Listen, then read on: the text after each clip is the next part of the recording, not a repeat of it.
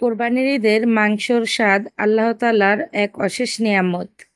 আল্লাহ তাআলা এই মাংস রান্নার স্বাদ দ্বিগুণ করে দেন। কোনো রকম মশলা যদি আপনার ঘরে নাও থাকে, তারপরেও কিন্তু এই রান্নার স্বাদ হয়ে যায় দ্বিগুণ।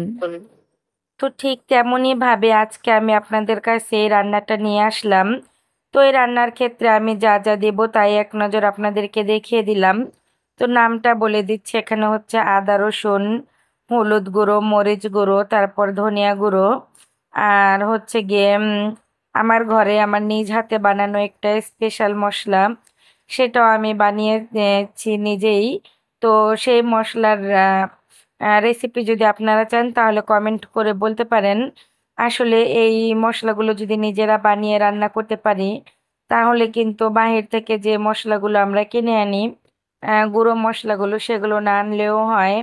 আর সত্যি কথা বলতে কি, সেই মশলার স্বাদের থেকে এই মশলার স্বাদ কিন্তু মানে মশলা দিয়ে রান্না করলে কিন্তু স্বাদটা দ্বিগুণ বেড়ে যায়, ফ্লেভারটা এত স্ট্রং হয়, আপনি একবার বানালেই বুঝতে পারবেন। আসলে আমরা ইউটিউব প্ল্যাটফর্মে এসে অনেক কিছুই কিন্তু শিখেছি, আর তাই আমরা যেমন আগে জানতাম না, বুঝতাম না, ঠিক তেমন আমাদের মতো অনেক আপুরা আছে, তারাও জানে না, বোঝে না। আসলে তাদের জন্যই আবার ভিডিওগুলো করা। তো আমরা কিন্তু যেমন একজনের মাধ্যমে শিখতে পারি, তো আমরা নিজেরাও চাইলে আরেকজনকে শেখাতে পারি।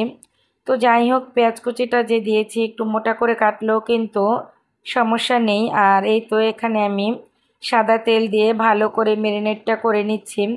আসলে এই মাংসটা আপনি যত বেশি ভালো করে ম্যারিনেট করবেন, আপনার রান্নার স্বাদ কিন্তু তত বেশি বেড়ে যাবে। তো এখানে কিন্তু আমি হলুদ এবং মরিচের গুঁড়াটা একদম সামান্য দিয়েছি। রান্নাটা আমি একদম কালারফুল করব না, একটু সাদা সাদা টাইপেরই করব।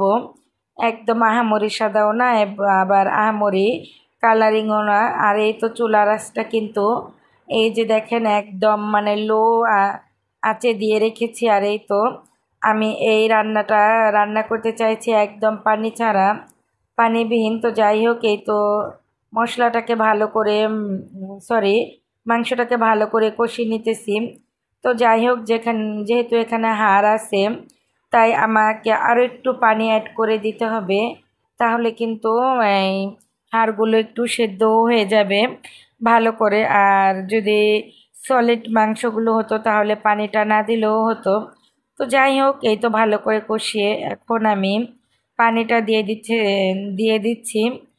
আর এখন আবার আমি একটু কাঁচামরিচ ফালি করে দিচ্ছি। কাঁচামরিচের ফ্লেভারটাও কিন্তু দারুণ আসবে, যেহেতু আমি একটু সাদা সাদা করেই রান্না করছি।